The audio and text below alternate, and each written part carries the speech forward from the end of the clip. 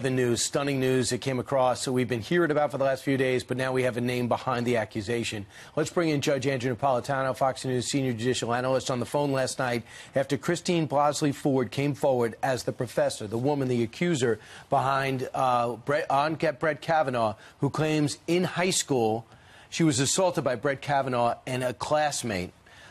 So we go back to the 1980s for this. We had an anonymous accuser. Dianne Feinstein found out about this in July. Then we hear about it a couple of days ago, and now we have a name. What does it mean for his nomination? So Steve Hilton, they asked me last night, how does law enforcement view this?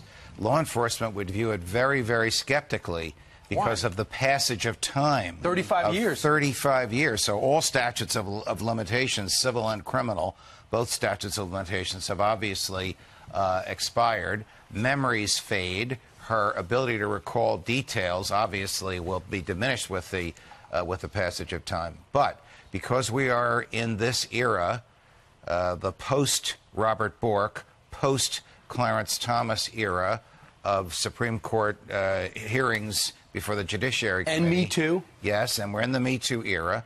I think that this Dr. Ford will be asked to testify, and Judge Kavanaugh will be asked to testify, and we're going to see another version of the Clarence Thomas, Anita Hill hearings right before our eyes sometime in the next few weeks, maybe as soon as Thursday. So the Senate Judiciary Committee will have to decide, is she credible?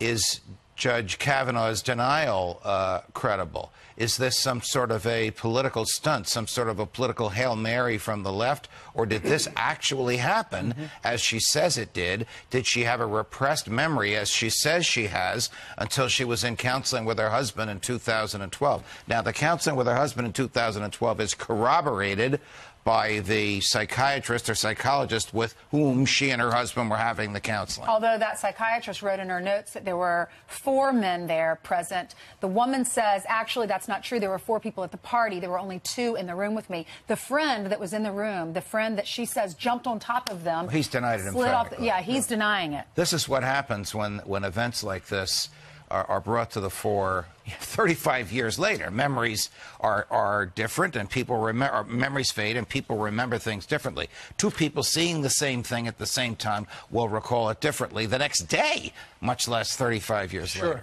According to the Washington Post, which broke this story yesterday afternoon with the name, this woman, Christine Blasey Ford, contacted them through a tip line and told her story, and then wanted to come out because Kavanaugh had been named to the short list. And then she contacted her Democratic congresswoman, and then she sent a letter to Dianne Feinstein, who, knew this story back in July. And so people are going, well, why wouldn't she tell people about the story back in July?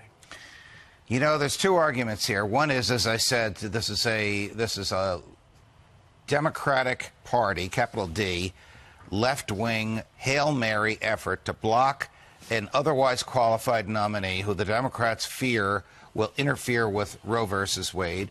The other is Senator Feinstein did the right thing. She did not reveal the existence of this because Dr. Ford didn't want it revealed until... Wanted her privacy. Correct. Until something happened in the past week or so. I think it was a website somehow got a hold of this and revealed it, and then Senator Feinstein... Yeah, reporters started knocking on her door. Right. Senator Feinstein decided, I got to show this to Senator Grassley, and I got to show this to other members of the committee.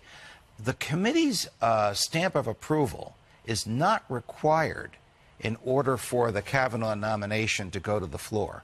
So if Senator Graham and Senator Flake, who have expressed a wish to hear more about this before the vote on Thursday, were to vote against the nominee because they are undecided over this latest allegation, that would not prevent the full Senate from taking... So it doesn't have to be passed by the committee. Correct. It could go just directly to the full Senate. Unlike a lot of legislation, which has to have the imprimatur of a committee, But Judge, a nomination to the Supreme Court does not. We have 51-49, right? That's a problem. 51-49. So if you lose, even if it gets out of committee, even though it loses in committee, if Jeff Flake says no, Lisa and Senator Collins says, I'm going to wait to see what's going on here. Murkowski was going to wait to see what's going to go on here. Lindsey Graham's going to wait to see. Bob Corker's going to wait to see. Then it looks like they don't have the votes. Then Mitch McConnell has to go to the Democrats who are running for re-election in states that the president carried handily in 2016 and ask them if they want to do it. But the more Republicans that start to say no, the more difficult that job will, or maybe, right, Brian, the more difficult that job will be for Mitch McConnell. What do you think? I also have to say this. Judge Kavanaugh has had 6 full-fledged FBI investigations. 4 for his time in the Bush White House, for his job, and each time he got a higher level of security clearance. 1 for the United States Court of Appeals for the District of Columbia Circuit, on which he sits now, second highest court in the land, and 1 for his nomination for the Supreme Court. This didn't come out at all. I have had 2 of these. I know how thorough they are. I couldn't believe the stuff they found out about me. So it is hard for me to believe that this thing, as monumental as it sounds, never was found by the FBI. But the accuser says she never told anybody about it. I guess she kept it to herself, or had some mental block, just Judge, didn't want to think about it. What happens? How is she able to prove it? It's been so long. It doesn't sound like she went. Just like when Anita Hill made those allegations against then Judge, now Justice Thomas. This is a classic he said, she said. So she'll come before the Senate Judiciary Committee. She'll make these allegations. The Democrats will throw her softballs. The Republicans will grill her and cross-examine her. Not really, because the Republicans have to be smart about it. We're in a different time now. We are. So, I mean, you got to be deferential to the accuser always. That makes sense. You also but have now to, more than ever. But you have to challenge her ability to recall, and you have to point out inconsistencies in the story. Right. But do you see that this also plays into the general election? So yes. if the Republicans come out ham-handed? I also see that this is a vastly different time period with different social mores than the time that Anita Hill made her allegations against Justice Thomas. Right. 65 women who knew him in high school have also penned a letter saying that he was an upstanding guy. And lastly, Senator Grassley has come out and said, I'm setting up phone calls I don't with think them. that's going to work, Brian. No. I don't think you can assess the credibility of a person who comes out of the blue with an allegation of this magnitude on the basis of a voice on the phone. So the chances of a vote on Thursday? Well, I think there's chances of a hearing on Thursday and perhaps a vote when the hearing is over. All right. Judge, thank you very much. You're welcome, Thanks, guys. Judge. And we're switching gears to Supreme Court showdown. The future of nominee Judge Brett Kavanaugh hanging in the balance after the woman accusing him of sexual misconduct revealed her identity to the Washington Post over the weekend. Lawmakers now scrambling for more information ahead of this week's committee vote. Senate Judiciary Committee member Jeff Flake telling a number of news outlets if they push forward without any attempt with hearing what she's had to say, I'm not comfortable voting yes. We need to hear from her, and I don't think I'm alone in this. He told Politico that, but he also spoke to the Wall Street Journal. Meantime, Senate Judiciary Chairman Chuck Grassley issuing a statement saying he's working to set up follow-up calls with Judge Kavanaugh and his accuser ahead of Thursday's vote. And now we are learning that Kavanaugh's accuser is willing to testify publicly in front of the Senate Judiciary Committee. Her lawyer revealing the development in an interview on the Today Show. Here now, Fox News senior judicial analyst Judge Andrew Napolitano. Where do they go from here, Judge? It looks as though there's going to be, regrettably, because this was such an awful experience and an awful time in our lives, another Anita Hill, Clarence Thomas type hearing where Dr. Ford will actually testify before the Senate Judiciary Committee in public and state her case and be examined by Republicans and Democrats. Republicans have an issue to be addressed in a minute. And then Judge Kavanaugh will be examined, and the Senate and the public will decide who is more credible, her allegations 35 years later or his denial. When Anita Hill testified, and this came out of the blue in the Clarence Thomas hearings, much as this has come out of the blue. When she testified before the Senate Judiciary Committee, the Republicans went for her jugular. The late Senator Arlen Specter, the former district attorney of the city of Philadelphia, engaged in one of the most, what we call destructive cross-examinations I've ever seen. I don't know that that can be done today in this Me Too era. The Republicans are going to have to be a little gentler. There's only 2 female members of the Senate Judiciary Committee. Both are Democrats. Both are announced opponents to Judge Kavanaugh. So this is a virgin territory that Judge Kavanaugh and his supporters and the White House now confront. But there is much to be explored in these accusations. Yes. I mean, just the timing of it, the fact that Senator Dianne Feinstein first learned about it in July, that it just was revealed last week. The FBI has put basically a letter in the letter in Brett Kavanaugh's file, but Brett Kavanaugh has been investigated over many times over the 25 years that he was in serving the government. By the FBI to get his job in the Bush White House, to get various levels of clearance, security clearances in the Bush White House, to get his job, which he now has, United States Court of Appeals for the District of Columbia Circuit, the second most important court in the land, and in preparation for the nomination to the Supreme Court. I myself have been the subject of these FBI investigations for nomination to positions. I know how thorough they can be. When I looked at that report, I couldn't believe some of the stuff they found out about me. Not a peep about this. Now, Dr. Ford says she suffered from repressed memory, and this did not come out until 2012 when she was 30 years after it allegedly happened. Correct. She was in a counseling session with her husband. She revealed it to the counselor and to her husband at the same time. The counselor has notes. The notes are not precisely consistent with the letter, but they are generally consistent. How does law enforcement view a complaint made 35 years after the date? With grave and serious skepticism. But, Judge, is it disqualifying? And again, you raise the issue of if the Senate Judiciary Committee interviews this woman, makes her testify publicly, you have to press her on any potential bias. Yes, of course. So this gets how she's conducted herself in recent years, what her political affiliation is, which is said to be a Democrat. What contributions has she made? Who does she communicate with on social media? Now, where social media either has disappeared or is disappearing, she may very well say, I'm protecting the people I communicate with, but the Senate's going to have to get into this. I don't think there's going to be a vote on Thursday. I don't even know if they can hold a hearing that quickly. The woman and her lawyers are in California. Judge Kavanaugh is here. I don't know what kind of backroom negotiating is going on at this point. So is your question to me, even if what she says is true, is that disqualifying? I would think in this era it would be. But it's still, we will never, this is my opinion, we will never really know the truth. You have the two men who she says were in the room or did this to her who deny it, both Brett Kavanaugh and Mark Judge repeatedly, and then her word. So it is her word against their word. So is that, if that's all we find out, is that disqualifying? No, she has, and those who are promoting her have what lawyers call the burden of proof. She has to make her case. If this thing is a wash, if she expresses these complaints with the same degree of credibility if the Judge Kavanaugh denies them, then it's a wash. I would think this will go to the floor of the Senate, where I think he will pass. Now, about going to the floor of the Senate, the Senate Judiciary Committee operates differently. You do not need a majority vote on the Judiciary Committee to get to the floor of the Senate. So even if Senators Graham and Flake say not enough time, the nomination can still be heard by the full Senate. Do you want a quick, really quick? Well, what if, in fact, she is a Democrat? We know that's been circulated out there. What impact will that have on all of this? I can't answer that until I actually hear her testify and hear her being cross-examined and decide how credible she is. And if there's no police report, which there wasn't, sorry. No, should we, but any chance that they pull the nomination? I doubt it.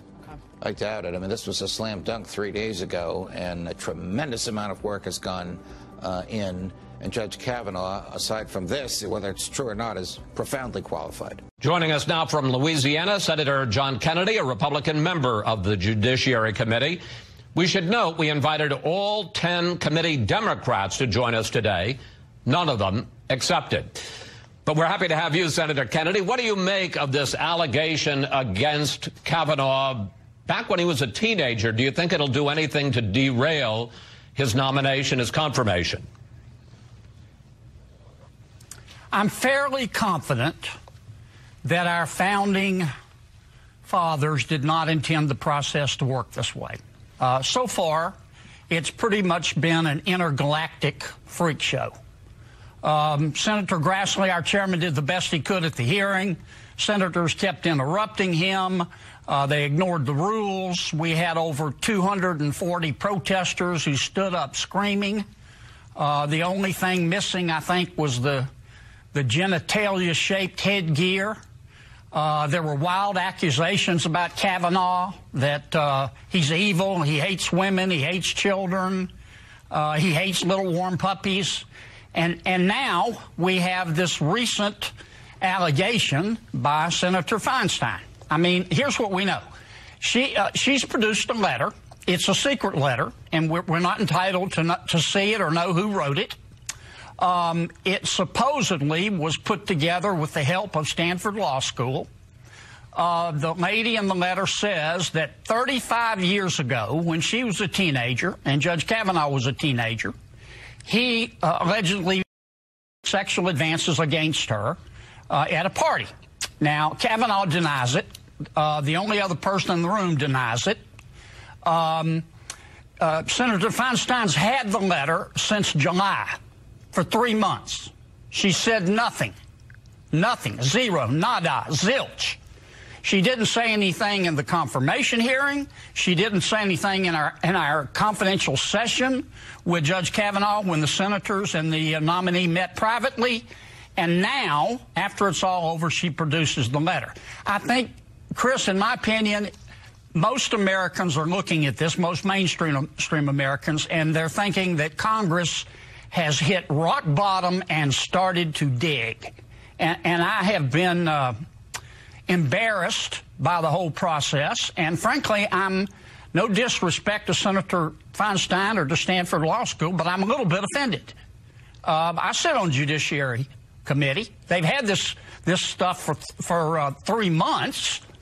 If they were serious about it, they should have told us about it. Okay, so that was a full answer. Do you think that your committee will approve the Kavanaugh nomination and send it to the floor on this week as scheduled? Yes, I think the vote will be 11-10. That's a straight party line vote.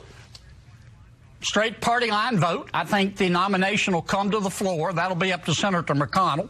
I think every Republican will vote for Judge Kavanaugh. I think at least 2 and probably more Democrats will. You may disagree with Judge Kavanaugh's political or judicial philosophy. I don't. Kavanaugh believes that the role of a judge is to interpret the law, not make the law, and I agree with that.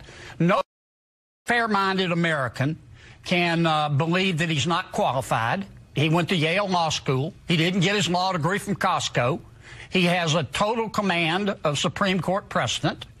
I think he's a legal rock star. Now, this new allegation, I don't know what our Democratic friends expect us to do. What do they want us to do? We got a letter, but it's secret. We don't know who wrote it. All we know is that a female wrote it from California, and Stanford Law School helped to write it. And we can't see who are going to cross-examine? Senator Feinstein? I mean, give me a break.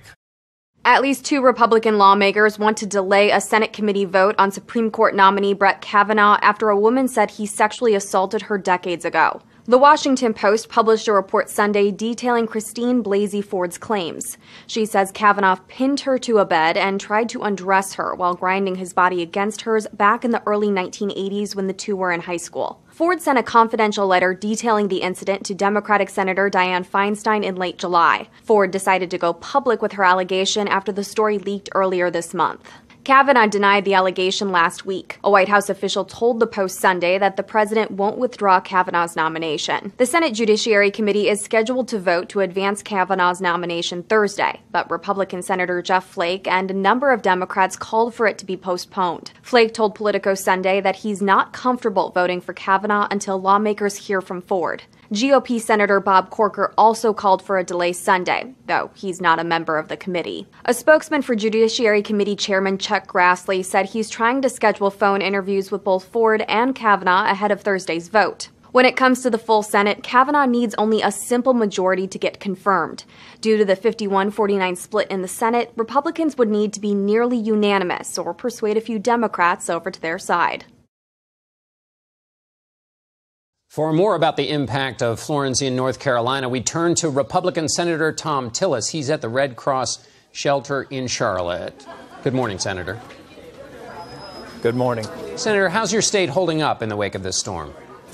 Well, we're doing as well as we can. This is a weather event that I believe will exceed the damage that Matthew did just 2 years ago. So while we were still recovering from that event, we've got the same areas engulfed and rivers that are going to overflow their banks over the next few days. And I think some of the worst part of the storm hasn't even occurred yet. It will as we see the rivers flow back to the coast.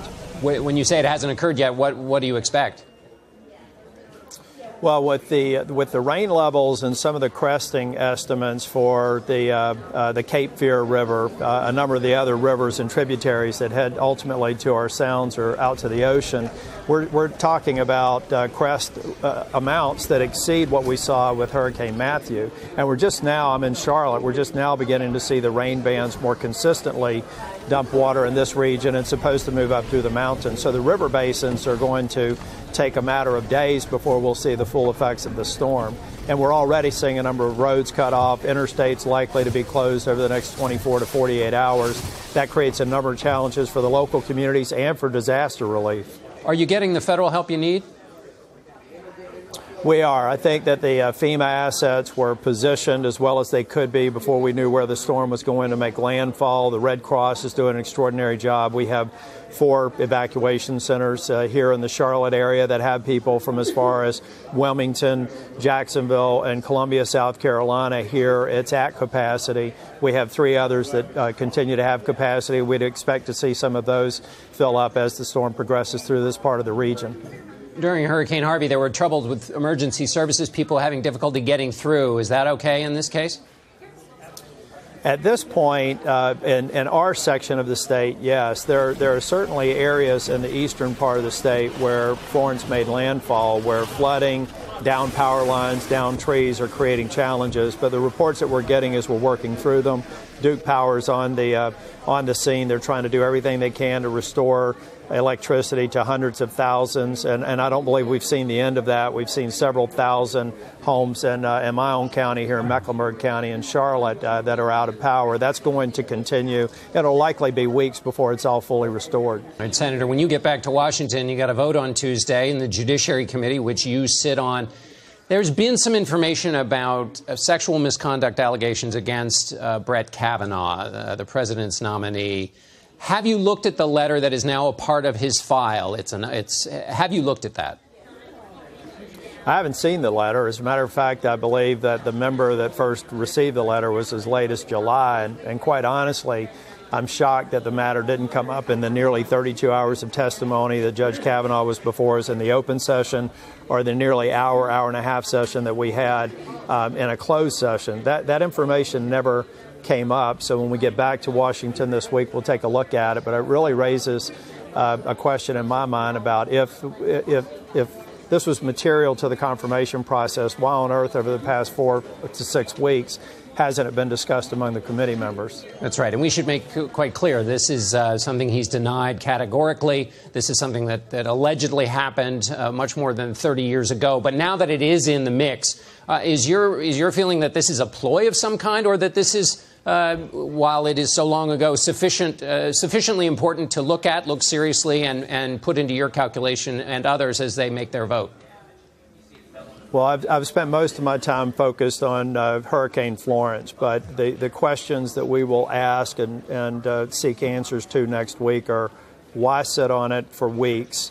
We understand that the person who wrote the letter is not willing to come forward.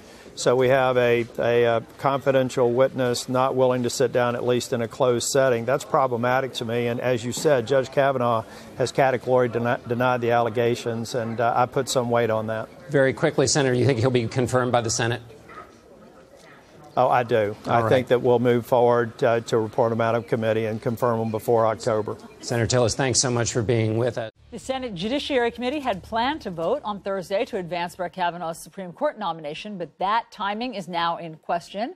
On Sunday afternoon, a woman named Christine Blasey Ford went public, alleging that Kavanaugh sexually assaulted her while both were high school students. Judge Kavanaugh has denied these allegations. So joining us now is Deborah Katz. She is the lawyer representing Christine Blasey Ford. Ms. Katz, thank you very much for being here. Let's get to a question that is at the top of everyone's mind, which is, will your client, Christine Ford, be willing to testify in public to the Judiciary Committee? The answer is yes. She is willing to do it. Has she been asked by any of the lawmakers to do that? That's interesting. The answer is no. She's not been asked, but she is now willing to do so. Is she in conversations with people? Have the lawmakers reached out and tried to talk to her via phone? We've heard from no one. We've seen various statements made on television, but and statements that are being bandied about for political reason, but no one's asked her. No.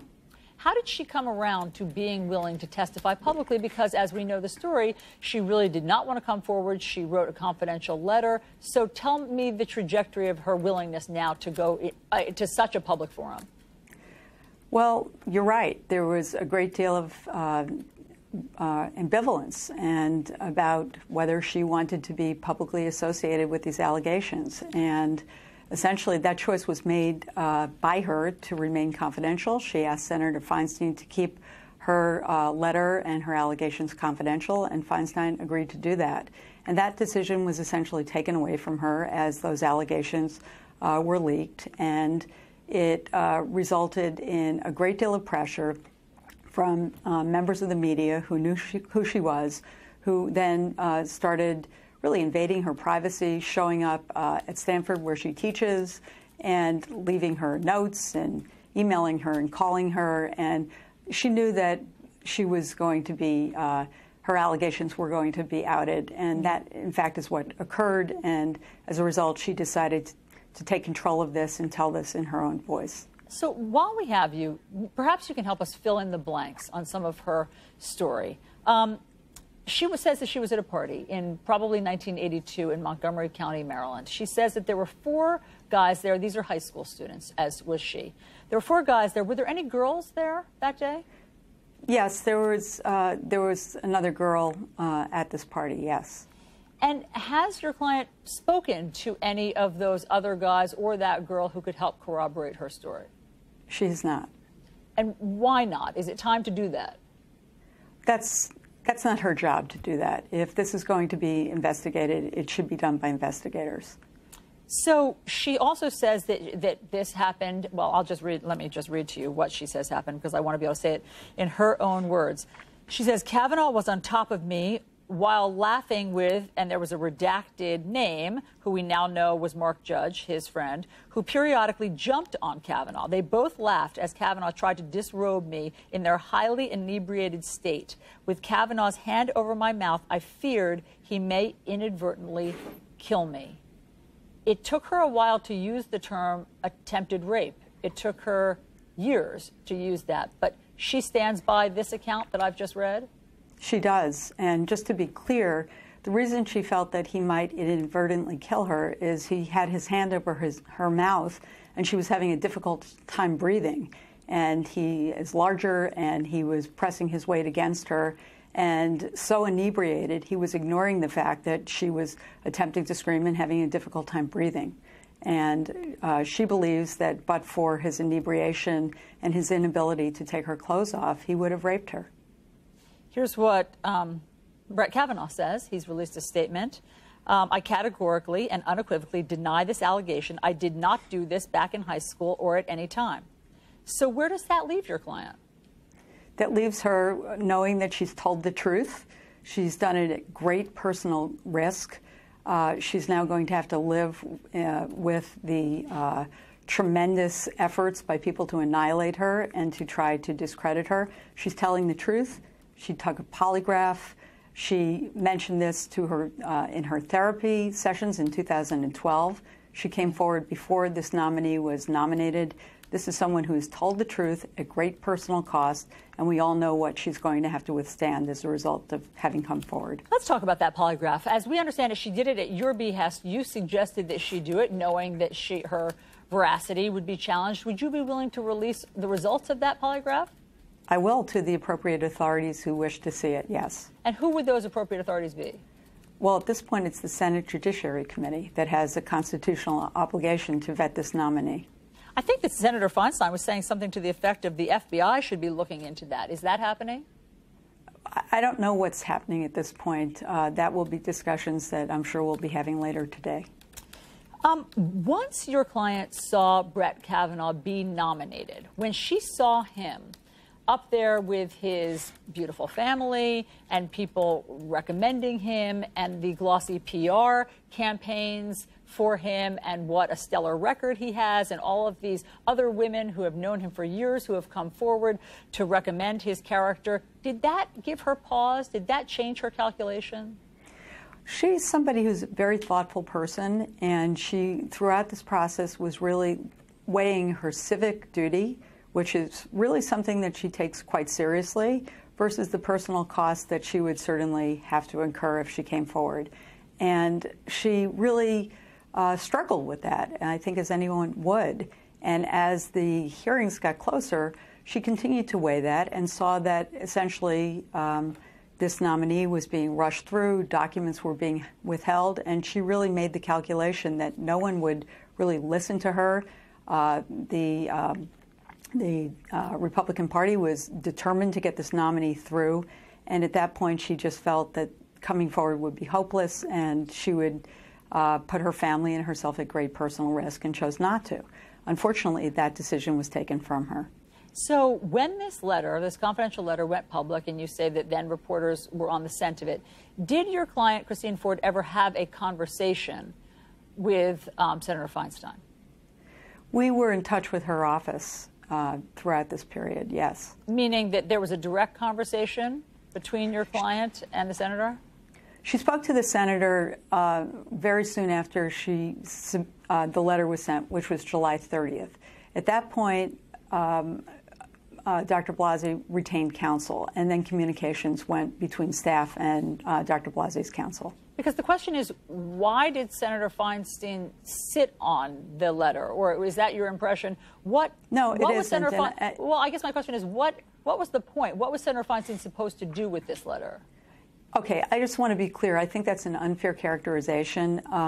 In this moment, victims need to be able to control when and whether their stories become public. She went to her senator because she had information that she thought was very important that had bearing on the fitness and character of this nominee. And throughout that period of time, Senator Feinstein's office was eager for her to come forward. If she felt comfortable coming forward, there was no effort to dissuade her from coming forward. This was entirely this woman's decision. And I think that was appropriate. I think that's how victims of trauma and sexual violence must be treated. And so was that letter shared with the committee? Apparently at a later point it was. At a later point, meaning, but before the hearing? I'm just trying to get the timeline. Before the hearing? No. No.